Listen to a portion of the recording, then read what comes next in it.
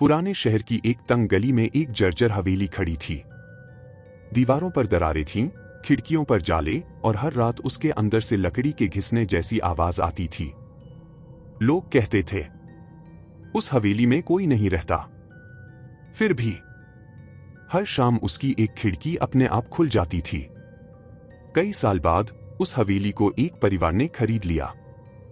राघव, उसकी पत्नी मीरा और उनका 8 साल का बेटा आरव वहां रहने आए। घर बड़ा था, सस्ता था और शहर के शोर से दूर था। बस एक अजीब बात थी। ड्राइंग रूम के कोने में रखा एक बड़ा लकड़ी का पुतला। वो इंसान जितना लंबा था, चेहरा रंगा हुआ, होठों पर अजीब सी मुस्कान और काली चमकती आंखें।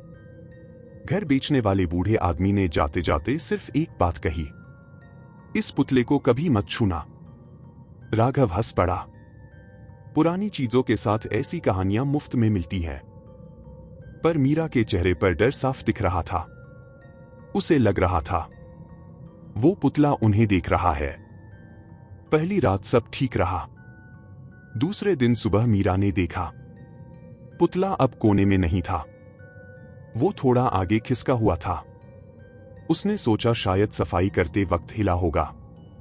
तीसरे दिन पुतला फिर थोड़ा आगे था। अब वो सोफे के पास खड़ा था। मीरा ने राघव से कहा। राघव ने हंसकर जवाब दिया, तुम ज्यादा सोच रही हो। लेकिन उस रात मीरा की नींद एक आवाज से खुली, टक टक टक, जैसे कोई लकड़ी का पैर फर्श पर पड़ रहा हो। उसने धीरे से आंखें खोली। कमरे के दरवाजे पर वही पुतला खड़ा था। मीरा चीख पड़ी। राघव उठकर भागा। लाइट जलाई। दरवाजे पर कुछ नहीं था।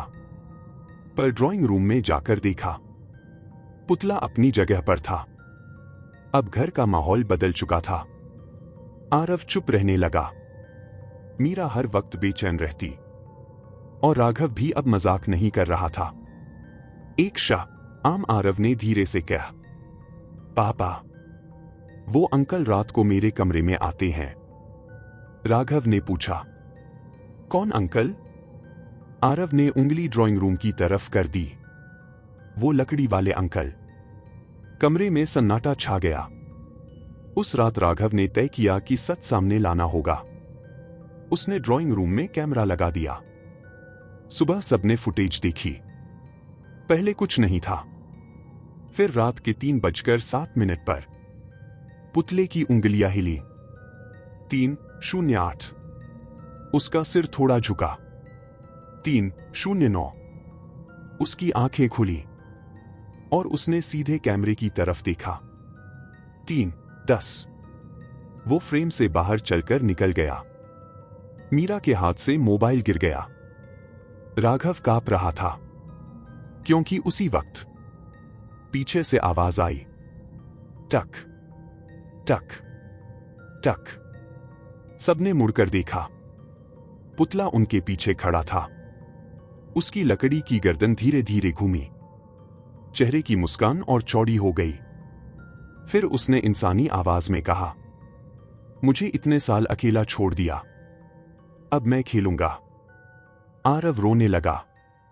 मीरा बेहोश हो गई। राघव ने पास पड़ा लोहे का रॉड उठाया और पूरी ताकत से पुतले पर मारा। धड़ाम। पुतला टूटकर गिर पड़ा। लकड़ी के टुकड़े हर तरफ बिखर गए। घर में सन्नाटा छा गया। सबने राहत की सांस ली। अगली सुबह मीरा की चीख से राघव जागा। ड्राइंग रूम में जाकर उसने देखा, सारे टूटे टुकड़े गायब थे और कमरे के बीचों बीच आरव खड़ा था, बिल्कुल सीधा, चेहरे पर अजीब मुस्कान, आंखें बिना पलक झपकाए खुली हुई। राघव ने डरते हुए कहा, आरव बेटा। आरव की गर्दन धीरे धीरे घूमी और उसके मुंह से निकली लकड़ी घिसने जैसी आवाज, टक टक टक।